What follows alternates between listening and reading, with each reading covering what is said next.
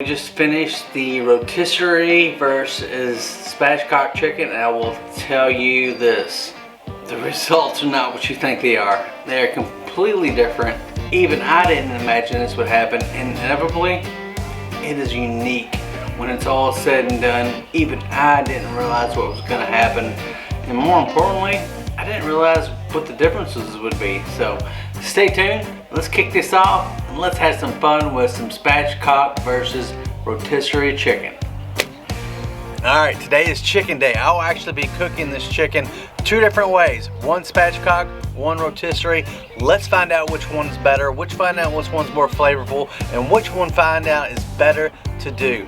With that being said, I'm also going to give you another little tip and trick that I like to use as far as brining these whole chickens to make them more succulent, more juicy, and more flavorful.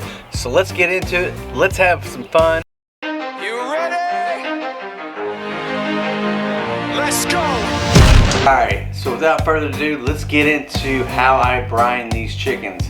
I'm going to show you all the ingredients that I use, what goes into it, so you too can make another juicy chicken that turns out fantastic. Whether you're spatchcocking, whether you're doing a rotisserie, or even in the oven, it doesn't really matter. This technique will work on all those things, and the reason I know is because I've used it. Now, I don't know how they compete as far as if it's better on rotisserie or spatchcock. I have my own feelings on how this may turn out, but let's get into this brine. Let me show you how I put it together, and more importantly, how you can use this at home. First, I'm going to put in about 2 cups pineapple juice. That's always the base for my brines, and it works. Next, I'm going to add in a tablespoon of kosher salt. Next, I'm going to add in the zest of a lemon and an orange. Next, I'm going to add in some peppercorns. Now I'm going to add a few cloves of garlic. I'm going to add in 2 tablespoons of brown sugar. I'm going to add in half the juice of a lemon. I'm going to add in the juice of a whole orange.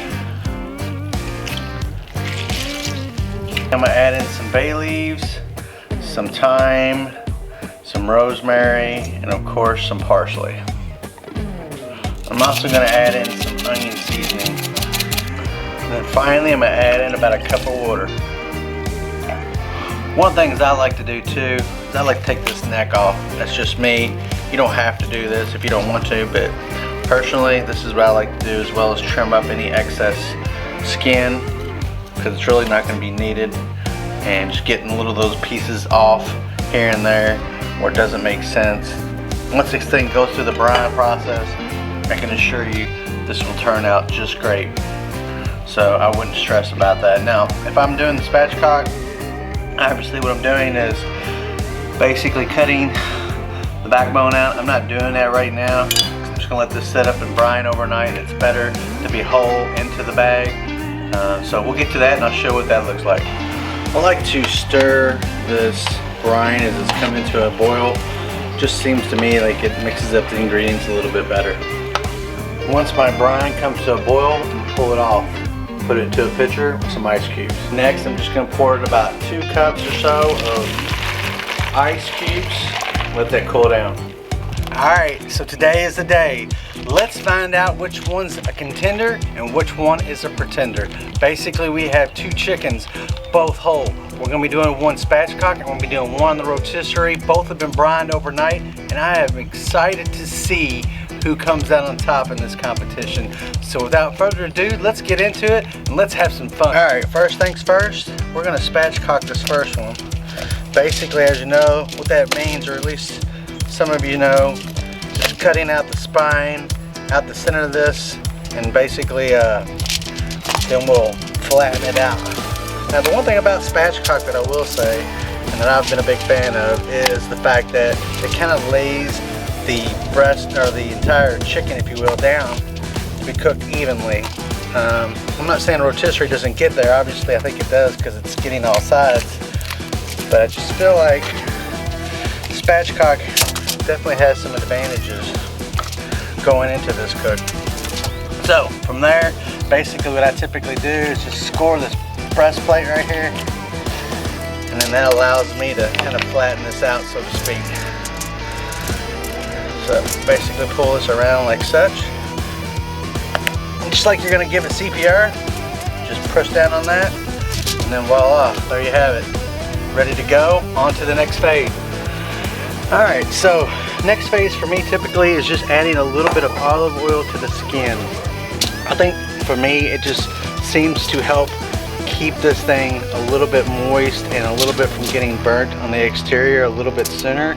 And like I said, it just also acts, for me at least, as a good binder. So next, I'm actually going to be using this touch of cherry barbecue rub on this one. It's just one of those rubs that I like using. It's came in handy and done quite well. Most of the times when I do these spatchcock chickens, I'll be doing the other one in another seasoning. But that's not necessarily what I'm looking for today. What I'm looking for is really three things. One is taste and flavor, obviously. Two, the efficiency. And then last but not least, the overall tenderness of the chicken when it's all said and done. So that's how I'm going to be rating these chickens today, based on those three categories, and we'll see how they turn out. All right, so I'm going to go ahead and get my timer started since this is part of the process, and essentially we'll see how long this one takes to do spatchcock style. Going indirect on the Primo.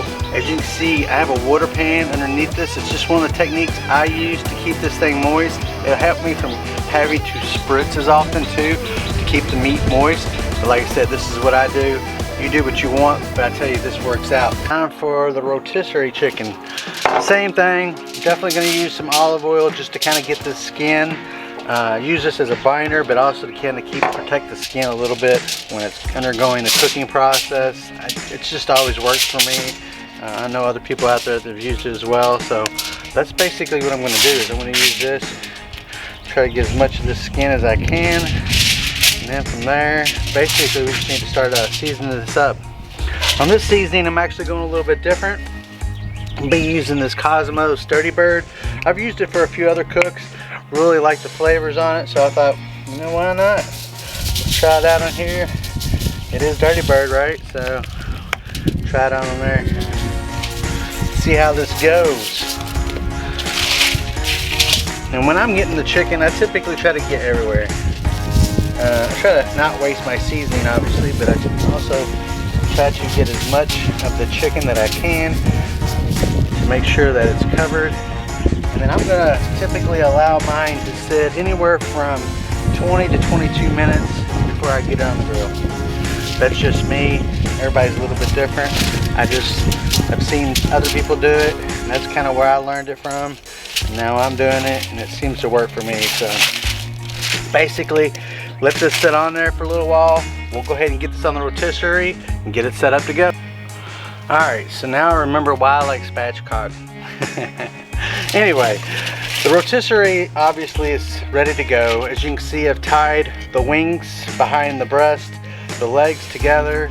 So we're getting ready to get this on the rotisserie and get that going. I'll try to center this based on where I know the alignment is on the rotisserie, which I'll show you in just a minute.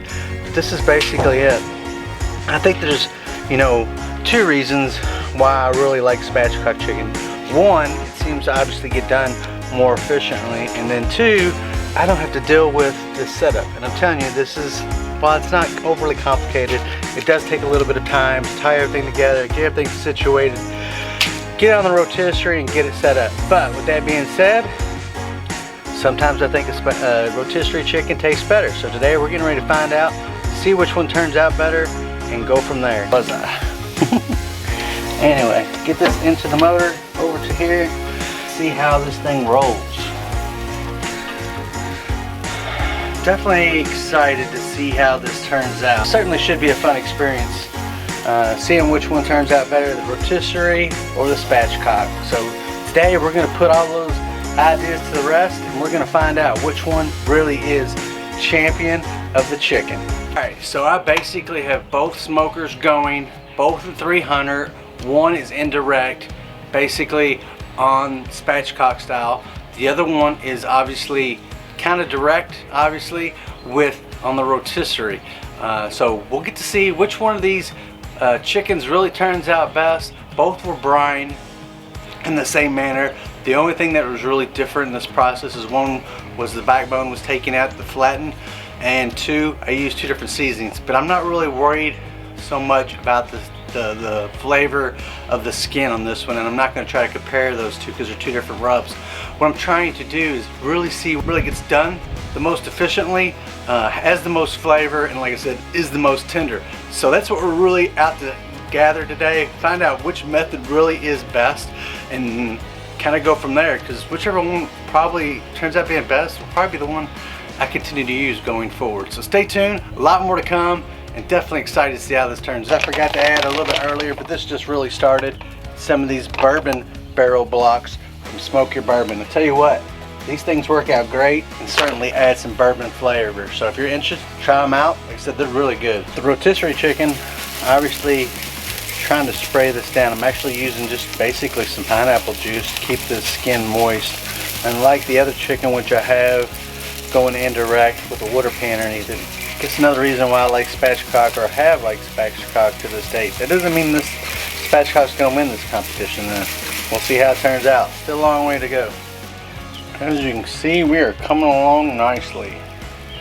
Oh yeah, we've still got a little ways to go. Not much more longer on this, on the rotisserie chicken, but I tell you what, this thing looks beautiful already. Definitely excited to see how this turns out. The one over here, the Spatchcock chicken, definitely looking good. Still have a little ways to go on this one as well, but both are coming along nicely, and certainly interested to see which one comes out the most flavorful. The chicken looks really good right now. I'm just telling you, it's really at the point where it should be. Temperature wise, we're right around 170, which that's where I like to get these chickens to, and it's actually done sooner than the Spatchcock. Why that is, I'm not really sure. I think it's because of the fact that these things is rotating consistently around the fire the way it is, and it's closer to the heat. So let's get to it and we'll see how it works. So we're almost done here on the Spatchcock chicken, just a little bit more, and then we'll have this done, and then we will see how they compare. And you can see on this one, the crust is not obviously as great as it is on the rotisserie chicken as far as crispiness, but you know what? At the end of the day, I'm worried more about flavor than I am the crispiness of the skin. Not to say that the crispiness of the skin is not important. I was not judging this on this to begin with, but I'm telling you what, I will tell you another thing too. Uniquely enough, the rotisserie chicken actually took less time than the Spatchcock. Why that is, I am contemplating that still at this point. I have to believe 1 or 2 reasons. One, it's because of the situation with the indirect setup, and then 2, direct as opposed to indirect. So at the end of the day, it really doesn't matter. You know, it depends on how you like your chicken, but this one should turn out just as good, at least as far as tenderness and juiciness, but we'll see. Only time will tell, so stay tuned for the results. It's done here on the Spatchcock chicken, which quite frankly looks good. So we'll see how it goes, and inevitably test both of these to see which one is the most flavorful. So stay tuned for that. Alright, so here we go. I got my lovely wife here with me. She's actually going to do the taste testing, because honestly, if I do this, it could be skewed. So first, honey, if you would, take the ones to your right. Not my right, your right. Yep. That is the chicken breast. And give me a scale from 1 to 5, what you think it is. 3. Okay. Sorry.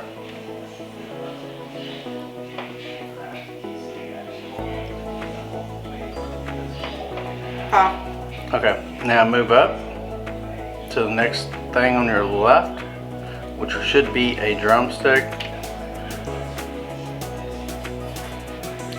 So on a scale from 1 to 5, what do you think it is? 4. Okay. On the right side?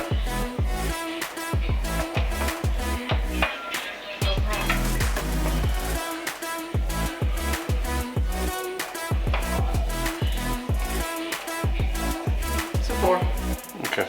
Now the one at the very top on your right, the wing. What is that?